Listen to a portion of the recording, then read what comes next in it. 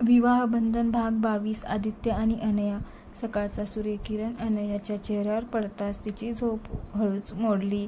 रात्री उशिरापर्यंत जागरण झाले होते. मनातले प्रश्न आणि काल घडलेल्या घटनांचा गुंता, सगळं तिच्या डोक्यात अजूनही तसंच होतं. बाजूला शांत झोपलेला आदित्य पाहून तिने एक दीर्घ श्वास घेतला. लग्नाला वर्ष झालं होतं, पण तरीही त्याच्या नात्यात अजूनही अनेक न उलगडलेले धागे होते. अनया हळूच उठली, स्वयंपाकघरात गेली, चहा केला. घरात अजून शांतता होती. आदित्यचे आई वडील म्हणजे देशमुख कुटुंब अजून झोपेत होतं. चहाचा पहिला घोट घेताना अनयाच्या मनात काल संध्याकाळी झालेलं संभाषण आठवलं. विचारात पडली.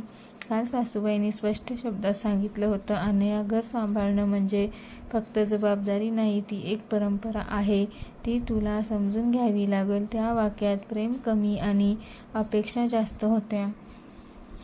अनया शहरात वाढलेली, करिअर करणारी मुलगी. तिने लग्नानंतरही आपली नोकरी सुरू ठेवली होती. आदित्यने तिला नेहमी साथ दिली, पण घरातल्या अपेक्षांचा भार कधी कधी त्यालाही पेलवत नव्हता. आदित्य उठून स्वयंपाकघरात आला तेवढ्या लवकर तो हसत म्हणाला. अनयाने हसण्याचा प्रयत्न केला, झोपच येत नव्हती. तो चहा घेत बसला. काही क्षण शांतता होती. काल आईचं बोलणं मनाला लागलं का, त्याने थेट विचारलं. अनयाने मान हलवली. लागलं नाही असं म्हणणं खोटं ठरेल. मी वाईट सून नाही आदित्य, पण कधी कधी मला असं वाटतं की मी इथे फक्त जुळवून घेण्यासाठी आले आहे का. आदित्यने तिचा हात हातात घेतला. मी आहे ना, आपण दोघं मिळून सगळं मार्ग काढू. त्याच वेळी सासरेबुवा म्हणजे देशमुख काका बाहेर आले. त्यांच्या चेहऱ्यावर नेहमीची गंभीर छाया होती. आज संध्याकाळी गावाला जायचं आहे, त्यांनी सांगितलं. काकूच्या बहिणीचं लग्न ठरलंय, सगळ्यांनी यायलाच हवं. अनयाला धक्का बसला. गाव, नाती, पुन्हा तेच प्रश्न. कधी बाळ, नोकरी, कधी सोडणार. तिने आदित्यकडे पाहिलं. तोही क्षणभर गोंधळला, पण म्हणाला, हो बाबा, जाऊया. गावाकडे प्रवास. दुपारी सगळे गाडीत बसले. रस्ता हिरव्या शेतातून जात होता. अनया खिडकीतून बाहेर पाहत होती. गावाकडचं आयुष्य तिला आवडायचं, पण तिथल्या लोकांच्या अपेक्षा नाही. गावात पोहोचताच स्वागत मोठ्या थाटात झालं. नातेवाईक, काकू, मावश्या, चुलत भाऊ, बहिणी सगळे जमले होते. हीच का अनया, एक काकू म्हणाल्या. खूप स्मार्ट दिसते हो, पण शहरातल्या मुली घर सांभाळतात का. अनयाने फक्त हसून नमस्कार केला. आदित्य तिच्या बाजूला ठाम उभा होता. सायंकाळी अंगणात गप्पाचा फड रंगला. लग्न, संसार, मुलं, तोच विषय. एक मावशी थेट म्हणाली, आदित्य, आता 2 वर्ष झालीत, गुड न्यूज कधी. तर सगळे हसले. अनयाचं हसू मात्र ओठापुरतंच होतं. आदित्य म्हणाला, मावशी, वेळ येईल तेव्हा. त्या एका वाक्यात त्याने अनयाला मोठा आधार दिला. अनयाची अंतमनाची लढाई. रात्री झोपताना अनयाला झोप येईना. तिला आठवलं तिचं माहेर, आईवडील, त्यांचं समजून घेणं. इथे सगळं वेगळं होतं. लग्न म्हणजे स्वतःला विसरणं असतं का, हा प्रश्न तिच्या मनात वारंवार येत होता. ती उठून अंगणात आली. चंद्रप्रकाश, सगळं गाव शांत होतं. तेवढ्यात आदित्य आला.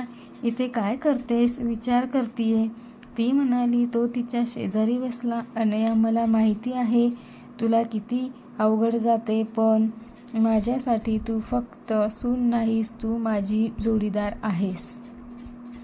अनयाच्या डोळ्यात पाणी आलं. मला फक्त एवढंच हवं की माझी ओळख फक्त आदित्यची बायको एवढीच नको. तर आदित्यने तिच्या खांद्यावर हात ठेवला. आणि ती कधीच नसेल, मी शब्द देतो. दुसऱ्या दिवशी सकाळी काहीतरी वेगळंच घडलं. सासूबाई स्वतः अनयाजवळ आल्या. अनया, काल मी विचार केला, कदाचित आम्ही तुला समजून घेत नाही. अनया आश्चर्याने पाहू लागली. तू नोकरी करते, स्वतःचं मत आहे, हे वाईट नाही. आमच्या काळात वेगळं होतं, पण काळ बदलतोय, सासूबाई म्हणाल्या. तो क्षण अनयासाठी खूप महत्त्वाचा होता. आई, मला तुमच्याशी भांडायचं नाही, मला फक्त स्वीकार हवं आहे, अनया म्हणाली. सासूबाईंनी तिच्या डोक्यावरून हात फिरवला. हळूहळू सगळं जुळेल. हे शब्द छोटे होते, पण त्यात बदलाची सुरुवात होती. भाग 22 चा शेवट. गावातून परतताना अनयाच्या मनात आशेची किरण होती. सगळं परिपूर्ण नव्हतं, पण संवाद सुरू झाला होता. आदित्य गाडी चालवत होता. आज आनंदी दिसतेस, तो म्हणाला. अनया हसली, कारण आज पहिल्यांदाच मला असं वाटतंय की हे विवाहबंधन फक्त जबाबदारी नाही, तर ते समजून घेण्याचं नातं आहे. एकमेकांना समजून घेणे. आदित्यने तिच्याकडे पाहून हसत मान हलवली. पुढचा रस्ता अजून लांब होता, पण हे दोघं आता सोबत चालायला तयार होते.